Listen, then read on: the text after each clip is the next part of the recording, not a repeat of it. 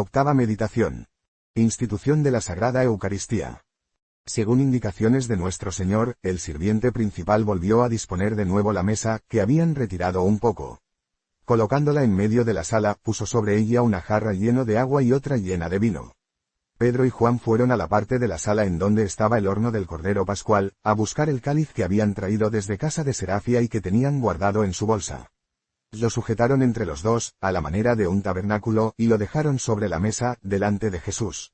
Había también allí una fuente ovalada con 3 panes sin levadura dispuestos sobre un paño de lino, junto con el medio pan que Jesús había guardado de la cena pascual.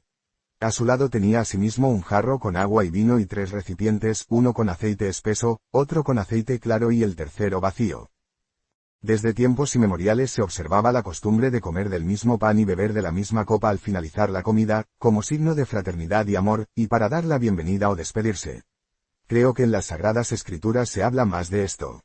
En la última cena, Jesús elevó esa costumbre, que hasta entonces había sido un rito simbólico y figurativo, a la dignidad del más grande sacramento. Posteriormente, entre los cargos presentados ante Caifás, a partir de la traición de Judas, Jesús fue acusado de haber introducido una novedad en la ceremonia de Pascua. Sin embargo, Nicodemo demostró cómo en las Escrituras eso ya constaba como una práctica antigua. Jesús se encontraba entre Pedro y Juan, las puertas estaban cerradas, y todo tenía un aire misterioso y solemne. Cuando el cáliz fue sacado de su bolsa, Jesús oró y habló a sus apóstoles con gran seriedad. Yo vi a Jesús explicándoles el significado de la cena y toda la ceremonia, y me hizo pensar en un sacerdote enseñando a otros a decir misa. Jesús tenía delante una bandeja en la cual reposaban los vasos, y tomando el paño de lino blanco que cubría el cáliz, lo extendió sobre la bandeja. Después le vi quitar de encima del cáliz una tapa redonda y ponerla sobre la misma bandeja. A continuación, retiró el paño que cubría los panes ácimos y los puso sobre, sacó también de dentro del cáliz una copa más pequeña y repartió a su derecha y a su izquierda las 6 copas de que estaba rodeado. Entonces bendijo el pan y el aceite, levantó con las 2 manos la bandeja con los panes, elevó la mirada, rezó, ofertó, depositó de nuevo la bandeja sobre la mesa y volvió a cubrirla. Tomó luego el cáliz, hizo que Pedro echara vino en él y que Juan añadiera un poco de agua que Jesús había bendecido antes. A continuación, bendijo el cáliz, lo elevó orando, lo ofreció y lo colocó de nuevo sobre la mesa. Juan y Pedro le echaron un poco de agua sobre las manos, encima del plato en el que habían estado los panes. Jesús recogió, con la cuchara insertada en el pie del cáliz, un poco del agua vertida sobre sus manos y la vertió a su vez sobre las de ellos. Después, el plato fue dando la vuelta a la mesa y todos se lavaron las manos sobre él. Todo esto me recordó extraordinariamente el sagrado sacrificio de la misa. Mientras tanto, Jesús se mostraba cada vez más tierno y afectuoso con sus discípulos, les repitió que iba a darse a ellos entero, todo lo que él tenía, es decir, él mismo, como si estuviera transido de amor. Le vi volverse transparente, hasta parecer una sombra luminosa. Partió el pan en varios trozos y los dejó sobre la bandeja, cogió un poco del primer pedazo y lo echó en el cáliz. En el momento en que hizo eso, me pareció ver a la Santísima Virgen recibiendo el sacramento espiritualmente, aún no estando presente. No sé cómo, pero me pareció verla entrar, caminando sin tocar el suelo, y llegar hasta donde estaba nuestro Señor para recibir de él la Sagrada Eucaristía. Después ya no la vi más. Aquella mañana, en Betania, Jesús le había dicho que celebraría la Pascua con ella en espíritu, y le había indicado la hora en que debía ponerse a orar para recibir la Eucaristía. Jesús rezó y les enseñó aún unas cuantas cosas más. Sus palabras salían de su boca como un fuego luminoso, y como tal entraban en los apóstoles, en todos excepto en Judas. Cogió la bandeja con los trozos de pan y dijo, tomad y comed, este es mi cuerpo, que será entregado por vosotros. Extendió la mano derecha en señal de bendición, y mientras lo hacía todo él resplandecía. Sus palabras eran luminosas, y el pan entraba en la boca de los apóstoles como una sustancia brillante. Yo vi cómo la luz penetraba en todos ellos, solo Judas permanecía en tinieblas. Jesús ofreció primero el pan a Pedro, después a Juan, y a continuación hizo señas a Judas para que se acercara. Judas recibió el sacramento en tercer lugar, pero las palabras de nuestro Señor parecían huir de la boca del traidor y volver a él. Esa visión me perturbó tanto que no puedo describir mis sentimientos. Jesús le dijo, haz cuanto antes lo que tienes que hacer. Después administró el sacramento a los demás apóstoles que fueron aproximándose de 2 en 2. Jesús sujetó el cáliz por sus 2 asas y lo elevó hasta su cara pronunciando las palabras de consagración. Mientras lo hacía se lo veía transfigurado y transparente, como si todo su ser lo hubiera abandonado para pasar a estar contenido en el pan y el vino. Dio de beber a Pedro y a Juan del cáliz que sostenía en la mano y luego lo dejó de nuevo sobre la mesa. Juan vertió la divina sangre del cáliz en las copas pequeñas y Pedro se las entregó a los apóstoles, que bebieron dos de la misma copa. No estoy muy segura, pero creo que Judas también bebió un sorbo del cáliz. Después ya no volvió a su sitio, sino que se fue inmediatamente del cenáculo. Los demás creyeron que iba a cumplir un encargo de Jesús.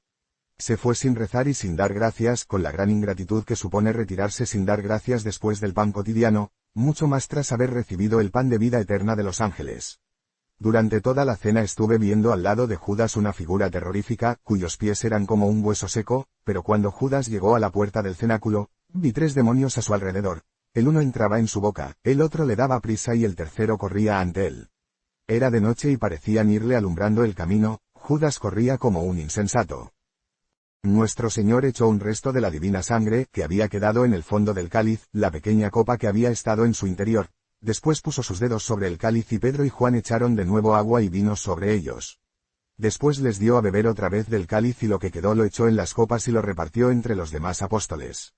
A continuación, Jesús limpió el cáliz, metió dentro la pequeña en la que había guardado el resto de la sangre divina, puso encima la bandeja con lo que quedaba del pan consagrado, le colocó la tapadera, envolvió el cáliz y lo situó en medio de las 6 copas.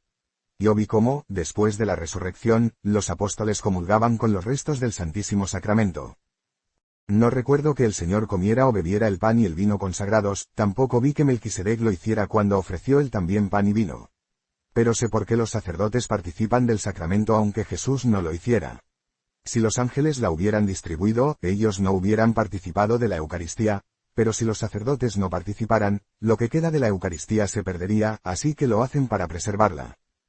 Había una indescriptible solemnidad en todo lo que Jesús hizo durante la Sagrada Eucaristía, y cada uno de sus movimientos estaba lleno de majestad. Vi que los apóstoles anotaban cosas en unos pequeños trozos de pergamino que llevaban consigo. Varias veces durante la ceremonia los vi también inclinarse unos ante otros, como hacen nuestros sacerdotes. Novena meditación. Instrucciones privadas y CONSAGRACIONES. Jesús dio a sus apóstoles unas instrucciones privadas. Les dijo que debían seguir celebrando el Santísimo Sacramento en memoria suya hasta el fin de los tiempos. Les enseñó cómo usarlo y cómo transmitirlo, y de qué modo, gradualmente, debían enseñar y hacer público este misterio. Les enseñó cuándo debían comer el resto de los elementos consagrados, cuándo debían darle parte de ellos a la Santísima Virgen, y cómo consagrar ellos mismos cuando les hubiese enviado el divino consuelo. Después les habló del sacerdocio, de la sagrada unción, de la preparación del crisma y de los santos óleos. Había 3 recipientes, 2 de ellos contenían una mezcla de aceite y de bálsamo. Les enseñó a hacer esta mezcla, a qué partes del cuerpo se debía aplicar y en qué ocasiones. Recuerdo, entre otras cosas, que citó un caso en que la Sagrada Eucaristía no debía ser administrada, puede que fuera en la extrema unción, mis recuerdos no están claros en este punto. Habló de diferentes tipos de unción, sobre todo de las de los reyes, y dijo que incluso los reyes inicuos, al ser ungidos, recibían de la unción especiales poderes.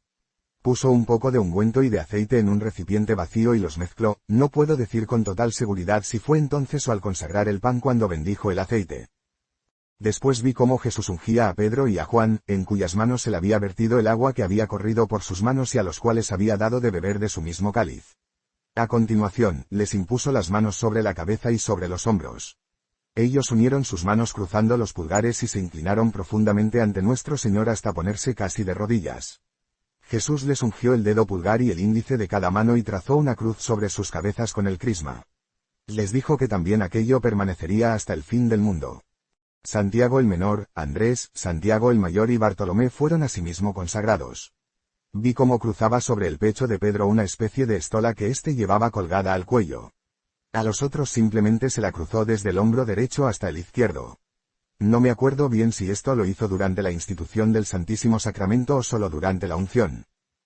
Comprendí que, con esta unción, Jesús les comunicaba algo esencial y sobrenatural que soy incapaz de describir. Les dijo que, en cuanto recibieran el Espíritu Santo, podrían consagrar el pan y el vino y ungir a los demás apóstoles. Me fue mostrado aquí cómo el día de Pentecostés, Pedro y Juan impusieron las manos a los otros apóstoles y una semana después a los demás discípulos. Tras la resurrección, Juan administró por primera vez el Santísimo Sacramento a la Santísima Virgen. Este hecho fue celebrado durante un tiempo por la Iglesia triunfante, aunque la Iglesia terrenal no lo haya celebrado desde hace mucho. Los primeros días después de Pentecostés, solo Pedro y Juan consagraban la Sagrada Eucaristía, pero más tarde vi que los otros consagraban también. Nuestro Señor bendijo asimismo fuego en una vasija de hierro, y después de eso se procuró no dejarlo apagar jamás. Fue conservado junto al lugar donde fue depositado el Santísimo Sacramento, del corazón del antiguo horno pascual, y de allí lo sacaban siempre para los usos espirituales. Todo lo que Jesús hizo entonces fue en secreto y fue enseñado también en secreto. La Iglesia ha conservado todo lo que era esencial de esas instrucciones privadas y, bajo la inspiración del Espíritu Santo, lo ha ido desarrollando y adaptando según sus necesidades. Yo no sé si Juan y Pedro fueron consagrados obispos, o solo Pedro y Juan consagrados sacerdote, o qué dignidad fue otorgada a los demás apóstoles. Pero los diferentes modos en que nuestro Señor dispuso las estolas sobre sus pechos parecen indicar distintos grados de consagración.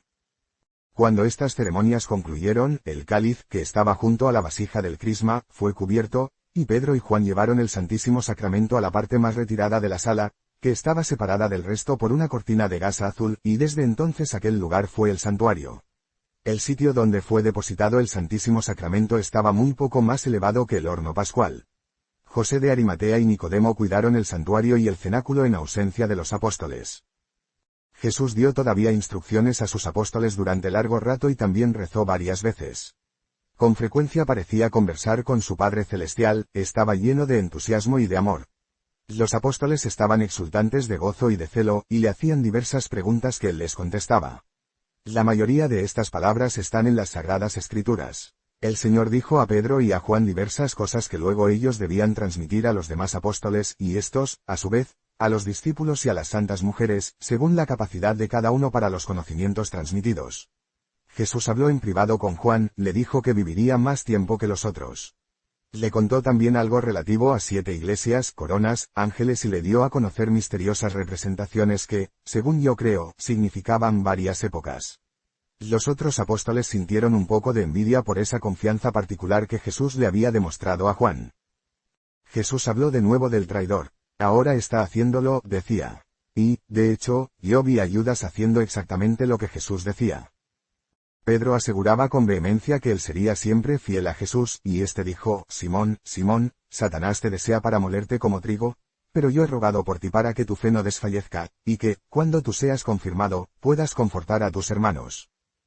Y entonces, nuestro Señor les dijo de nuevo que a donde él iba, ellos no podían seguirlo, a lo que Pedro contestó exaltado, Señor, yo estoy dispuesto a acompañarte a la prisión y la muerte. A lo que Jesús le respondió, en verdad te digo que, antes de que el gallo cante 2 veces, me habrás negado 3.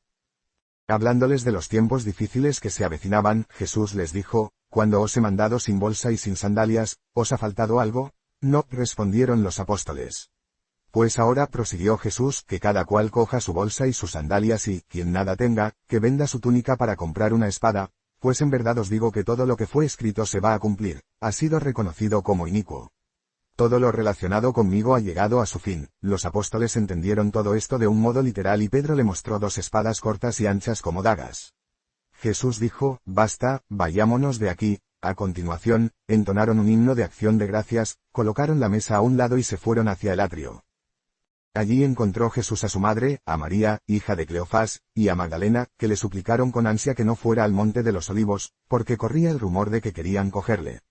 Pero Jesús las consoló con pocas palabras, y se alejó rápidamente de ellas. Debían de ser cerca de las 9. Bajaron por el camino que Pedro y Juan habían seguido para llegar al cenáculo, y se dirigieron al monte de los Olivos. Yo he visto la Pascua y la institución de la Sagrada Eucaristía como lo he relatado. Aunque mi emoción en esos momentos era tan grande que no pude prestar mucha atención a los detalles, pero ahora lo he visto con más claridad. No hay palabras que puedan expresar la fatiga y la pena, su visión del interior de los corazones, el amor y la fidelidad de nuestro Salvador. Su conocimiento de todo lo que iba a suceder, como quedarse solo en lo externo. Nuestro corazón se inflama de admiración, gratitud y amor, la ceguera de los hombres es incomprensible, y nuestra alma se ve sobrepasada por la conciencia de la ingratitud del mundo entero y por sus propios pecados. La ceremonia de la Pascua fue celebrada por Jesús de total conformidad con la ley. Los fariseos tenían por costumbre añadir algunos minutos y ceremonias suplementarias. La amarga pasión de Cristo. Jesús en el Monte de los Olivos. Cuando Jesús, después de instituir el Santísimo Sacramento de la Eucaristía, salió del cenáculo acompañado de los 11 apóstoles, su alma estaba profundamente turbada, y su tristeza iba en aumento. Llevó a los 11 por un sendero apartado en el valle de Josafat. Cuando abandonaron la casa, yo vi la luna, aún no del todo llena, levantarse sobre la montaña. Caminando con ellos por el valle, nuestro Señor les dijo que Él volvería de nuevo a juzgar al mundo, y que en ese momento los hombres se echarían a temblar y gritarían: «Montañas, cubridnos». Sus discípulos no comprendieron sus palabras y creyeron que la debilidad y la fatiga lo hacían delirar. También les dijo: «Esta noche seréis escandalizados por mi causa, pues está escrito: heriré al pastor y sus ovejas serán dispersadas. Pero cuando resucite os precederé a Galilea». Los apóstoles conservaban aún algo del entusiasmo y la devoción que les había transmitido la Santa Eucaristía y las palabras solemnes y afectuosas de Jesús. Se acercaban a él y le expresaban su amor de diversos modos, diciendo que jamás lo abandonarían, pero Jesús continuó hablándoles del mismo modo. Pedro dijo: «Aunque todos se escandalizaran por tu causa, yo jamás me escandalizaré». El Señor le recordó su profecía de que antes de que el gallo cantara, lo negaría 3 veces, pero Pedro siguió insistiendo: «Aunque tuviera que morir contigo nunca te negaría». Los demás decían lo mismo. Iban caminando y parándose alternativamente, mientras hablaban, pero la tristeza de Jesús seguía incrementándose. Los apóstoles intentaban consolarlo con argumentos humanos, asegurándole que lo que preveía no sucedería. Se fueron cansando de estos vanos esfuerzos, vinieron las dudas y los asedió la tentación. Atravesaron el torrente de Cedrón, no por el puente por donde unas horas más tarde sería conducido preso Jesús, sino por otro, pues habían dado un rodeo. Getsemaní, a donde se dirigían, estaba a media legua del cenáculo. Desde este hasta la gran puerta del valle de Josafat, había 1/4 de legua, y otro tanto desde allí hasta Getsemaní. El lugar llamado Getsemaní, donde Jesús había pasado algunas de las últimas noches con los discípulos, era un gran huerto, rodeado por un seto, aunque únicamente crecían en él algunos árboles frutales y flores. Fuera de él había unas pocas edificaciones abandonadas.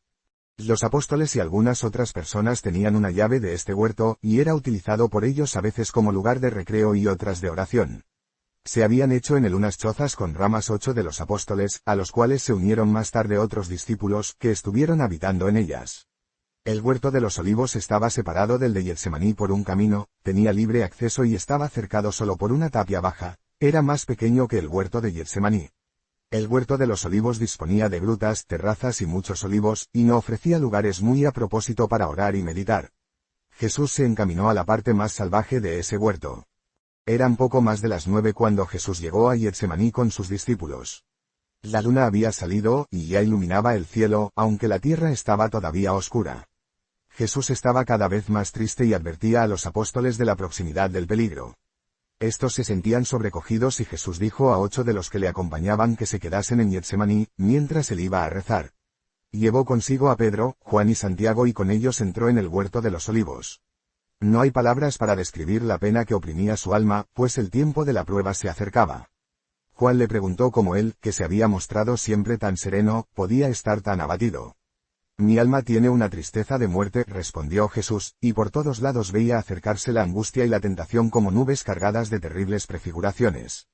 Entonces, les dijo a los 3 apóstoles: «Quedaos aquí, y velad conmigo». Recemos para no caer en la tentación. Jesús bajó unos pocos escalones hacia la izquierda, y se ocultó bajo un peñasco, en una gruta de 6 pies de profundidad, encima de la cual los apóstoles se acomodaban en una especie de hoyo.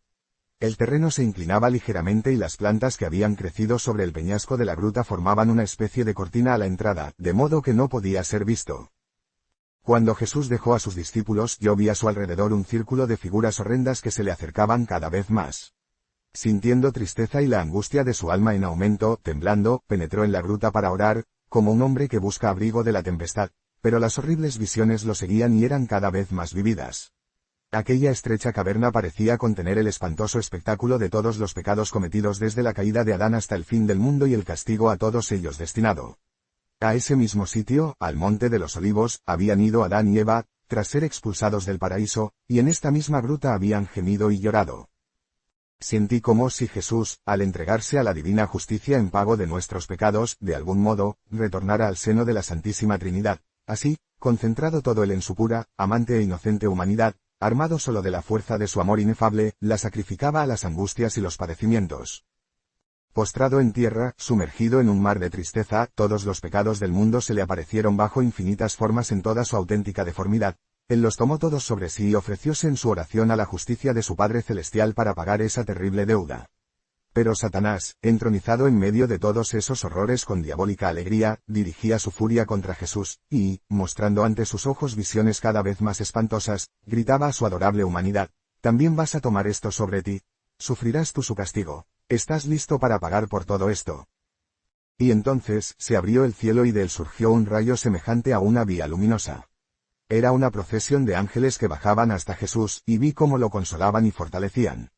El resto de la gruta permanecía lleno de las horrendas visiones de nuestros crímenes. Jesús los tomó todos ellos sobre sí, pero su adorable corazón, rebosante del más perfecto amor de Dios y de los hombres, se ahogaba bajo el peso de tanta abominación.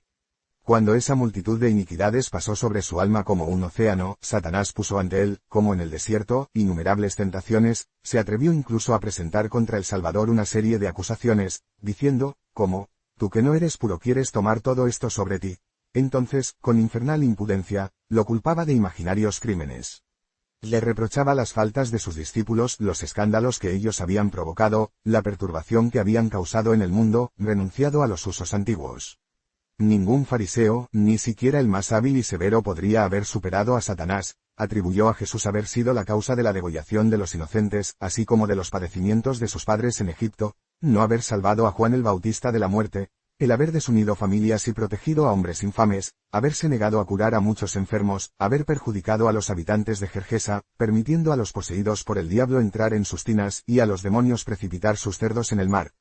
Haber abandonado a su familia, dilapidado los bienes de su prójimo, en una palabra, Satanás presentó ante Jesús, para turbarlo, todo lo que en el momento de la muerte hubiera reprochado a un hombre cualquiera que hubiese llevado a cabo todas estas acciones sin un motivo superior, pues no mencionaba que Jesús fuese el Hijo de Dios y lo tentaba solo como si fuera el más justo de los hombres. Nuestro divino Salvador permitió hasta tal punto que su humanidad predominara sobre su divinidad, que sufrió todas las tentaciones que asaltan al hombre justo en la muerte concernientes al mérito de sus buenas obras. Para apurar el cáliz de su agonía, permitió que aquel mal espíritu tentara su sagrada humanidad como podría haber tentado a un hombre que quisiera atribuir a sus buenas obras un valor por sí mismas, por encima del que pueden tener por los méritos de Jesús. No hubo ninguna de sus acciones que no estuviera enmarcada en una acusación y, entre otras cosas, le reprochó a Jesús haberse gastado el valor de la propiedad de María Magdalena, en Magdalum, que él había recibido de Lázaro. Entre los pecados del mundo que pesaban sobre el Salvador, vi también los míos, del círculo de tentaciones que rodeaban a nuestro Señor, vi venir hacia mí todas mis culpas. Durante todo este tiempo no aparté los ojos de mi esposo celestial, con él gemía y lloraba y con él me volvía hacia el consuelo de los ángeles. ¡Ay! Nuestro amado Señor se retorcía como un gusano bajo el peso de su angustia y sus sufrimientos. Mientras Satanás le hacía estas acusaciones, apenas podía yo refrenar mi cólera, pero cuando habló de la venta de la propiedad de Magdalena, no pude contenerme y le dije: «¿Cómo te atreves a reprochar como un crimen la venta de esa propiedad? Yo misma he visto al Señor gastar esa cantidad que le dio Lázaro, en obras de misericordia, y rescatar a 28 pobres de prisión por deudas en Tirsa». Al principio, Jesús estaba arrodillado y oraba con serenidad, pero después su alma se horrorizó ante los innumerables crímenes de los hombres y su ingratitud para con Dios. Sintió un dolor tan vehemente que, temblando, exclamó: «Padre mío, si es posible, aleja de mí este cáliz. Padre mío, omnipotente, aleja de mí este cáliz», pero tras un momento, añadió: «Hágase vuestra voluntad, no la mía». Su voluntad era una con la del Padre, pero abrumado por el peso de su naturaleza mortal, temía la muerte. Yo vi la caverna donde él estaba de rodillas, llena de formas espantosas, vi todos los pecados, toda la maldad, todos los vicios, todos los tormentos, todas las ingratitudes que oprimían al Salvador, el espanto de la muerte, el terror que sentía como hombre ante los padecimientos de la expiación, asediaban su divina persona bajo la forma de pavorosos espectros.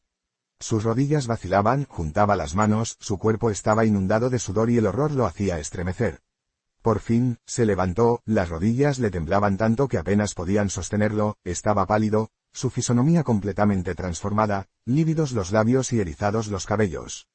Eran cerca de las 10 cuando se puso en pie, y tambaleándose, dando traspiés a cada paso, bañado en sudor frío, se dirigió hacia donde estaban los 3 apóstoles. Fue ascendiendo como pudo desde la gruta, hasta donde ellos, rendidos de fatiga, de tristeza y de inquietud se habían quedado dormidos. Jesús iba a buscarlos como un hombre angustiado cuyo terror lo lleva junto a sus amigos, pero también como el buen pastor que, consciente de la cercanía de un peligro, visita su rebaño amenazando, pues Jesús no ignoraba que también ellos sufrían la angustia y la tentación. Las horribles visiones lo acompañaron también en ese corto tramo. Al llegar, hallándolos dormidos, juntó las manos, cayó de rodillas junto a ellos y lleno de tristeza e inquietud, dijo, Simón, ¿duermes? Despertáronse al punto y se levantaron, y Jesús les dijo en su desolación, ¿ni siquiera una hora podíais velar conmigo? Cuando lo vieron de aquel modo, descompuesto, pálido, tembloroso y empapado en sudor, y oyeron su voz alterada y casi inaudible, no supieron qué pensar, y si no hubiera llegado a ellos rodeado por un halo de luz radiante, no lo hubiesen reconocido. Juan le dijo, Maestro, ¿qué te pasa? Debo llamar a los otros discípulos. ¿Debemos huir? Jesús respondió, si pudiese vivir, predicar y curar todavía durante 33 años más, no me bastaría para cumplir con lo que tengo que hacer de hoy a mañana. No llames a los otros 8, los he dejado allí, porque no podrían verme en esta miseria sin escandalizarse, caerían en tentación, olvidarían lo que ha pasado y dudarían de mí. Vosotros habéis visto al Hijo del Hombre transfigurado, así que también podréis verlo en la oscuridad y el naufragio de su espíritu, pero velad y orad para no caer en la tentación, porque el espíritu está presto pero la carne es débil. Con estas palabras se refería tanto a él como a ellos. Quería así exhortarlos a la perseverancia y advertirles del combate que su naturaleza humana iba a librar contra la muerte, y también de la causa de su debilidad. En su tristeza les habló de muchas cosas, y pasó casi un cuarto de hora con ellos. Después volvióse Jesús a la gruta, con su angustia siempre en aumento, mientras sus discípulos tendían las manos hacia él, lloraban, se abrazaban unos a otros y se preguntaban, ¿qué tiene? ¿Qué le ha sucedido? Parece hallarse en la más completa desolación, se cubrieron la cabeza y empezaron a orar, llenos de ansiedad y de tristeza. Desde que Jesús entró en el huerto de los olivos había transcurrido cerca de 1 hora y media. En efecto, como dicen las Escrituras, ni siquiera habéis podido velar conmigo 1 hora, aunque estas palabras no deberían tomarse literalmente, ni aplicar nuestra manera de contar el tiempo.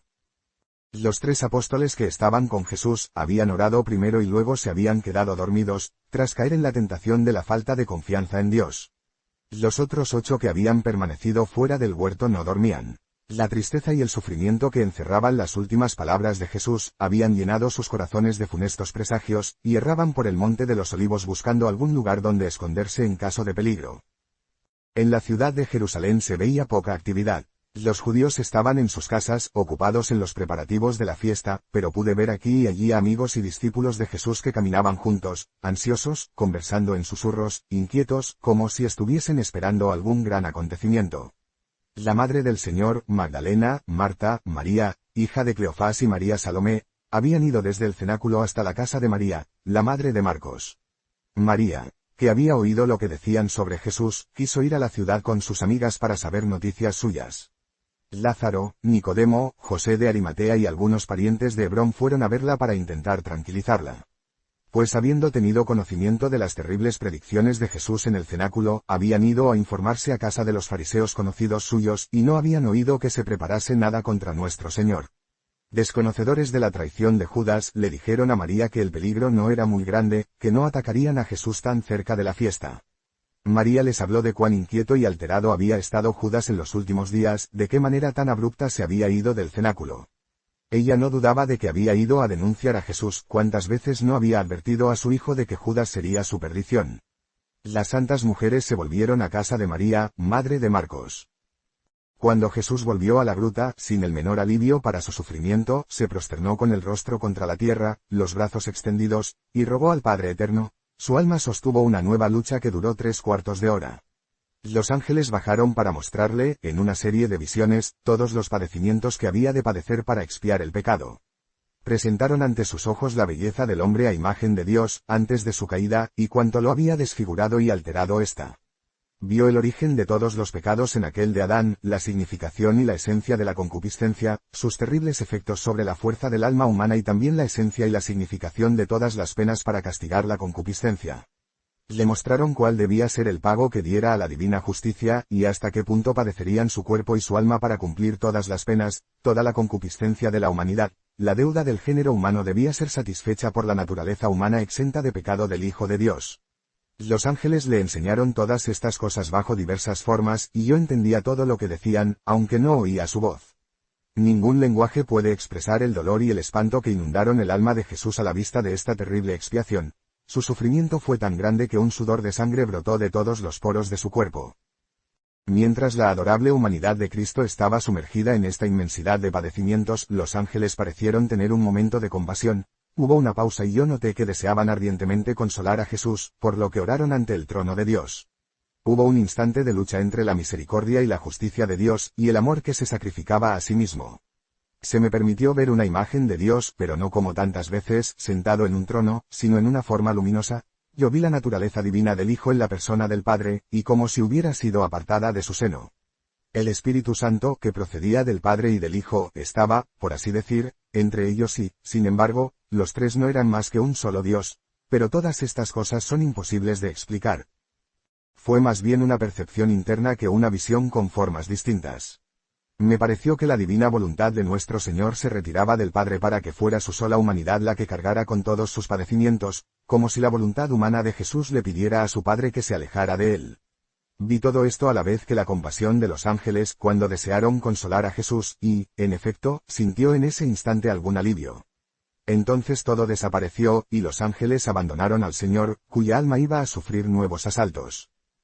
Cuando nuestro Redentor, en el Monte de los Olivos, quiso poner a prueba y dominar la violenta repugnancia de la naturaleza humana hacia el dolor y la muerte, que no es más que una porción de todo el padecimiento, le fue permitido al tentador ponerlo a prueba como lo hace con cualquier hombre que quiera sacrificarse por una causa santa.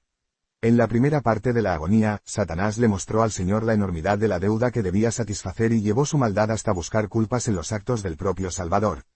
En la segunda parte de la agonía, Jesús vio en toda su amplitud y amargura el padecimiento expiatorio requerido para satisfacer a la justicia divina. Esto le fue presentado por los ángeles, pues no corresponde a Satanás enseñar que la expiación es posible. El padre de la mentira y de la desesperación no puede presentar los frutos de la misericordia divina. Habiendo salido victorioso Jesús de todos los asaltos, por su entera y absoluta sumisión a la voluntad del Padre, una nueva sucesión de horribles visiones le fue presentada. La duda y la inquietud que el hombre a punto de hacer un gran sacrificio siempre experimenta, asaltaron el alma del Señor, que se hizo a sí mismo esta terrible pregunta: ¿qué resultará de este sacrificio? Y el más espantoso panorama desplegado ante sus ojos vino a llenar de angustia su amante corazón. Cuando Dios creó al primer hombre, le mandó un sueño, abrió su costado y, de una de sus costillas, creó a Eva, su mujer, la madre de todos los vivos. Una vez creada, la condujo ante Adán, que exclamó: «Esta es la carne de mi carne y el hueso de mis huesos». El hombre abandonará a su padre y a su madre para unirse a su mujer y serán dos en una sola carne. Ese fue el matrimonio, del cual se ha escrito: «Este es un gran sacramento, en Jesucristo y en su Iglesia». Jesucristo, el nuevo Adán, también quería que sobre él viniera el sueño, el de su muerte en la cruz, y que, de su costado abierto, surgiera la nueva Eva, su esposa virginal, la Iglesia, madre de todos los vivos. Y quería darle la sangre de su redención, el agua de la purificación y su espíritu, las tres cosas que dan testimonio sobre la tierra. Quería darle los santos sacramentos, para que fuera una esposa pura, santa y sin tacha. Él quería ser su cabeza, y nosotros seríamos los miembros sometidos a la cabeza, el hueso de sus huesos, la carne de su carne. Al tomar la naturaleza humana, para sufrir la muerte con nosotros, abandonó también a su padre y a su madre, y se unió a su esposa, la Iglesia, y llegó a ser con ella una sola carne, alimentándola con el adorable sacramento de la Eucaristía, mediante el cual se une continuamente con nosotros. Quería permanecer en la tierra con su Iglesia hasta reunimos a todos en su seno por medio de él, y le dejó dicho: «Las puertas del infierno no prevalecerán contra ella». A fin de satisfacer su inexpresable amor hacia los pecadores, nuestro Señor se hizo hombre y hermano de esos mismos pecadores, para tomar sobre sí el castigo de todos sus crímenes. Él había contemplado con terrible sufrimiento la inmensidad de la deuda humana, y los padecimientos que debía satisfacer por ella. Se había entregado gustoso, como víctima expiatoria, a la voluntad del Padre. Sin embargo, ahora veía los futuros combates, las heridas y los dolores de su esposa celestial. Veía, en fin, la ingratitud de los hombres. El alma de Jesús contempló todos los padecimientos futuros de sus apóstoles, de sus discípulos y de sus amigos, vio la Iglesia primitiva, tan pequeña, y luego, a medida que el número de sus seguidores se iba incrementando, vio llegar las herejías y los cismas, la nueva caída del hombre por el orgullo y la desobediencia. Vio la ambición, la corrupción y la maldad de un número infinito de cristianos, la mentira y los engaños de todos los orgullosos doctores, los sacrilegios de tantos sacerdotes viciosos. Y las fatales consecuencias de todos estos pecados, la abominación y la desolación en el reino de Dios, en el santuario de la ingrata humanidad que él quería redimir con su sangre con el coste de indecibles sufrimientos. Nuestro Señor vio los escándalos de todos los siglos hasta nuestros días y hasta el fin de los tiempos, todas las formas del error, del loco fanatismo y de la maldad se desplegaron ante sus ojos, vio todos los apóstatas, todos los herejes, los pretendidos reformadores con apariencia de santidad, los corruptores y los corrompidos de todas las épocas, ultrajándolo y atormentándolo como si a sus ojos no hubiera sido suficientemente crucificado o no hubiera sufrido tal como ellos entendían el sufrimiento. O se lo imaginaban. Ante él todos rasgaban las vestiduras de su iglesia, muchos lo maltrataban, lo insultaban y renegaban de él. Muchos, al oír su nombre, alzaban los hombros y meneaban la cabeza en señal de desprecio, rechazaban la mano que él les tendía y se volvían a sumergir en el abismo. Vio a innumerables hombres que no se atrevían a renegar de él abiertamente, pero que se alejaban con disgusto ante las plagas de su iglesia, como el levita ignoró al pobre asaltado por los ladrones. Se alejaban de su esposa herida. Como hijos cobardes y sin fe abandonan a su madre en mitad de la noche, a la vista de los ladrones a quienes su propia negligencia o su maldad ha abierto la puerta. Vio todos esos hombres tantas veces alejados de la verdadera viña y tendidos entre los racimos silvestres, y tantas otras como un rebaño extraviado, abandonado a los lobos, conducido por mercenarios a los malos pastos, y negándose en cambio a entrar en el rebaño del buen pastor que da su vida por sus ovejas. Todos ellos erraban sin patria en el desierto, entre tormentas de arena. Estaban determinantemente obstinados en no ver su ciudad edificada sobre la montaña, donde no podía esconderse, la casa de su esposa, su iglesia erigida sobre la roca junto a la cual había prometido permanecer hasta el fin de los tiempos. Edificaban sobre la arena chozas que continuamente hacían y deshacían, pero en las cuales no había ni altar ni sacrificio. Colocaban veletas sobre los tejados, y sus doctrinas cambiaban con el viento. Por eso se enfrentaban unos a otros. No podían entenderse porque jamás mantenían una posición fija. Con frecuencia destruían sus chozas y lanzaban las ruinas contra la piedra angular de la iglesia que siempre permanecía inmutable. Ocupando un lugar preeminente en esas dolorosas prefiguraciones que se mostraban ante el alma de Jesús, vi a Satanás, que le arrebataba con violencia a toda multitud de hombres redimidos con su sangre y santificados por la unción de su sacramento. El Salvador vio, con amargo dolor, toda la ingratitud, toda la corrupción de los cristianos de todos los tiempos. Y durante estas visiones, el tentador no cesaba de repetirle, «¿Estás decidido a sufrir por estos ingratos?», mientras las imágenes se sucedían a una velocidad tan vertiginosa que una angustia indecible oprimía su alma. Jesús, el primogénito de Dios, el Hijo del Hombre, se debatía y suplicaba, caía de rodillas, abrumado, y su voluntad humana libraba un combate tan terrible contra su repugnancia a sufrir de un modo tal por una raza tan ingrata, que un sudor de sangre empezó a caer de su cuerpo a grandes gotas sobre el suelo. En medio de su amarga agonía miraba alrededor en busca de ayuda, y parecía tomar el cielo, la tierra y las estrellas del firmamento como testigos de sus padecimientos. Jesús, en su angustia, levantó su voz y gritó de dolor. Los 3 apóstoles lo oyeron, se despertaron, y quisieron ir con él. Pero Pedro detuvo a Juan y Santiago diciéndoles, «Quedaos aquí, yo voy con él». Lo vi correr y entrar en la gruta exclamando, «Maestro, ¿qué tienes?» Pero, a la vista de Jesús aterrorizado y bañado en su propia sangre, caído bajo el peso de una mortal angustia, se quedó paralizado, presa del horror. Jesús no le respondió e hizo caso omiso de él. Pedro se reunió con los otros y les dijo que el Señor no le había respondido, y que no hacía más que gemir y suspirar. Su tristeza aumentó, cubriéronse la cabeza y llorando, oraron. Yo volví junto a mi esposo celestial en su dolorosa agonía. Las imágenes de la futura ingratitud de los hombres, cuya deuda ante la justicia divina tomaba sobre sí, eran cada vez más vividas y terribles.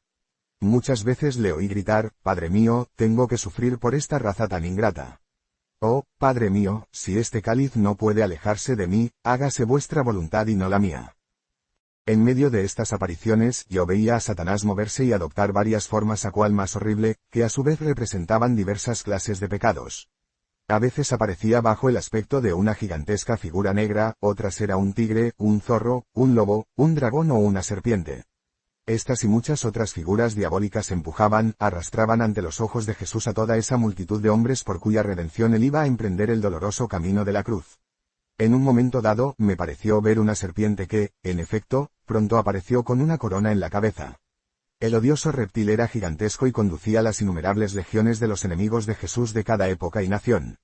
Armados con todo tipo de destructivas armas, lo llenaban de improperios y maldiciones, le herían, le pegaban, atacaban al Salvador cada vez con renovada rabia. Entonces supe que estos enemigos del Señor eran los que insultaban y ultrajaban a Jesús realmente presente en el Santísimo Sacramento. Reconocí entre ellos todas las especies de profanaciones de la Sagrada Eucaristía. Vi con horror todas las irreverencias, las negligencias, la omisión, la indiferencia y la incredulidad, los abusos y los más espantosos sacrilegios. La adoración de ídolos, la oscuridad espiritual y el falso conocimiento, o el fanatismo, el odio y la abierta persecución. Entre estos hombres había ciegos, paralíticos, sordos, mudos, e incluso niños. Ciegos que nunca verían la verdad, paralíticos que no avanzarían en el camino de la vida eterna, sordos que se negaban a oír las advertencias, mudos que nunca utilizarían la voz para defenderlo, y, finalmente, niños guiados por sus padres y maestros hacia el amor de las cosas materiales y el olvido de Dios. Estos últimos me apenaban especialmente porque Jesús amaba a los niños.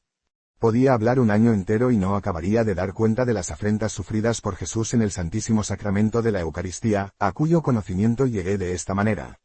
De resultas de eso, eran de tal magnitud mi horror y mi espanto, que se me apareció mi celestial esposo y, poniéndome misericordiosamente una mano sobre el corazón, me dijo: nadie hasta ahora había visto estas cosas, y, si yo no te sostuviera, tu corazón se partiría de dolor.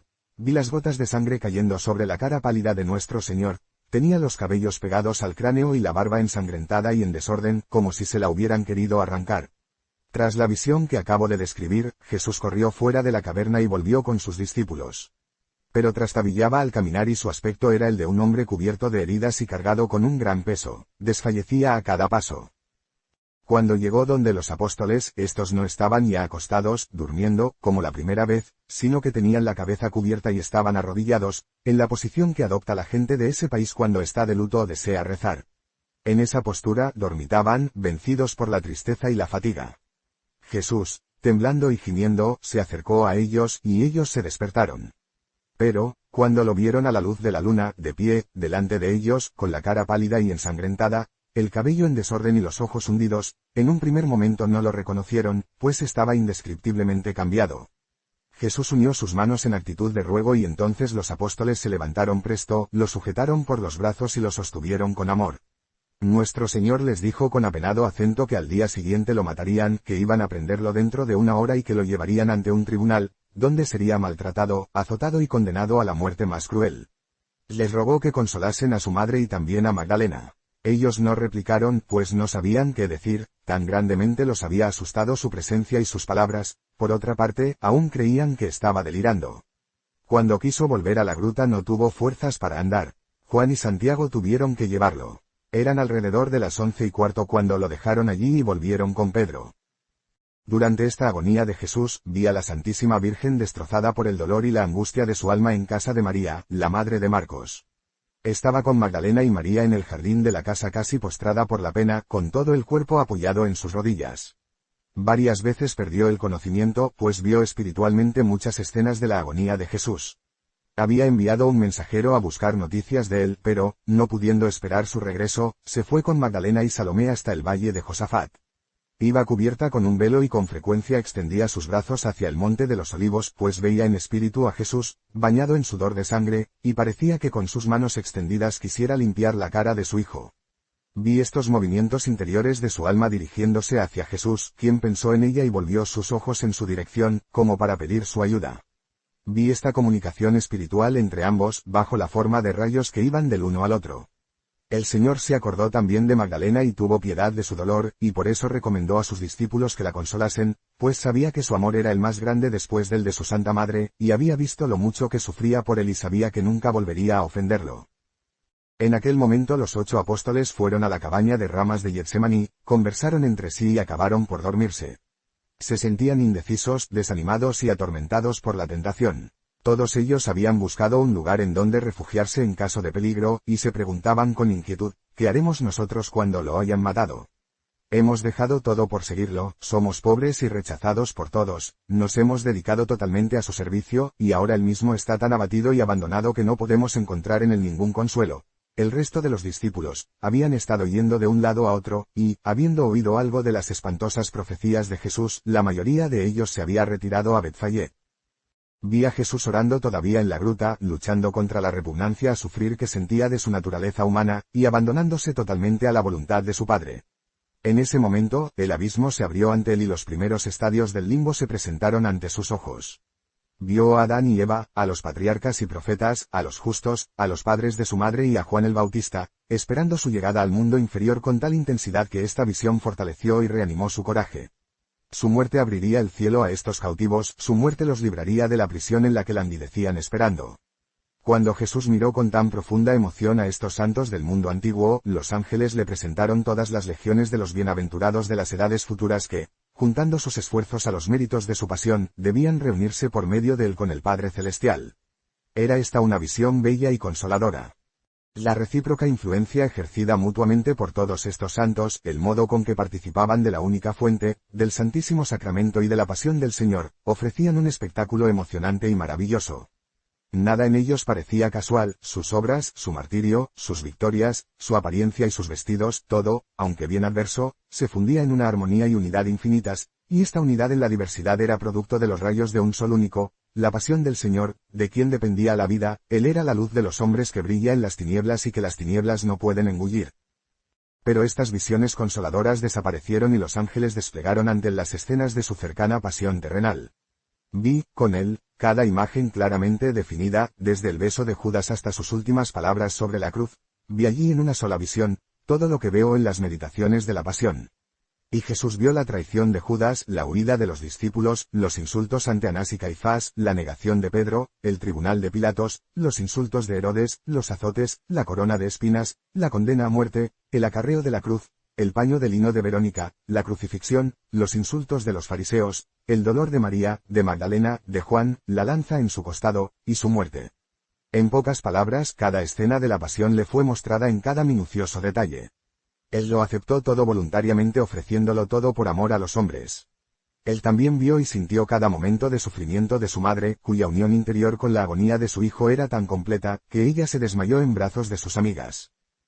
Cuando las visiones sobre su pasión hubieron acabado, Jesús cayó sobre su cara como un moribundo, los ángeles desaparecieron, el sudor de sangre corrió más abundante y empapó sus vestiduras, la más profunda oscuridad reinaba en la caverna.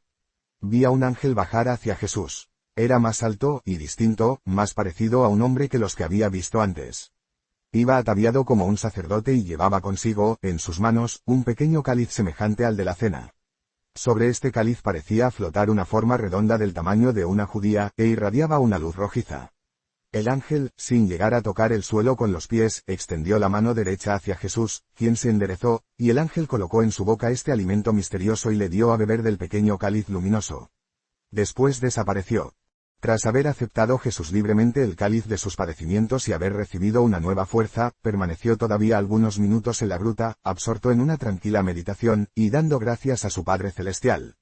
Sentía todavía una honda aflicción, pero había sido confortado hasta el punto de poder ir a donde estaban los discípulos, sin tropezar y sin sucumbir bajo el peso del dolor. Seguía estando pálido, pero su paso era firme y decidido. Se había limpiado la cara con un paño y recompuso los cabellos, que le caían sobre la espalda, apelmazados y empapados de sangre.